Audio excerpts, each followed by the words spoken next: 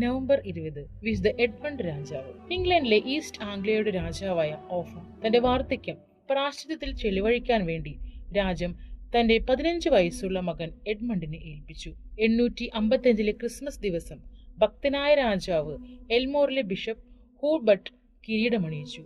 യുവരാജാവ് തന്റെ എളിമയും സുഹൃത ജീവിതവും വഴി രാജകുമാരന്മാർക്കെല്ലാം ഒരു മാതൃകയായിരുന്നു. മുഖസ്തുതി അദ്ദേഹം ഇഷ്ടപ്പെട്ടിരുന്നില്ല. പ്രജകൾക്ക്, വിശിഷ്യ ദരിദ്രർക്ക് അദ്ദേഹം പിതാവായിരുന്നു. വിധവകളുടെയും അനാഥരുടെയും അവശരുടെയും സംരക്ഷകനായിരുന്നു. ആ ഇടയ്ക്കാണ് വന്യജാതികളായ ഡെയിൻകാർ രാജ്യം ആക്രമിച്ചത്. അവർ ക്രിസ്ത്യൻ വൈദികരെയും സന്യാസിമാരെയും വധിച്ചു. അദ്ദേഹം രാജാവിനെ ചാട്ടവാറുകൊണ്ടടിച്ചു. ശരീരം ഒരു മരത്തിൽ ചേർത്ത് കെട്ടി പിച്ചിക്കീറി. അസ്ത്രങ്ങൾ തറച്ചു. ഇവയെല്ലാം ക്ഷമയോടും ശാന്തതയോടും കൂടെ ഈശോയുടെ നാമം വിളിച്ചു സഹിച്ചു. അവസാനം ശിരസ് ഛേദിക്കപ്പെട്ടു.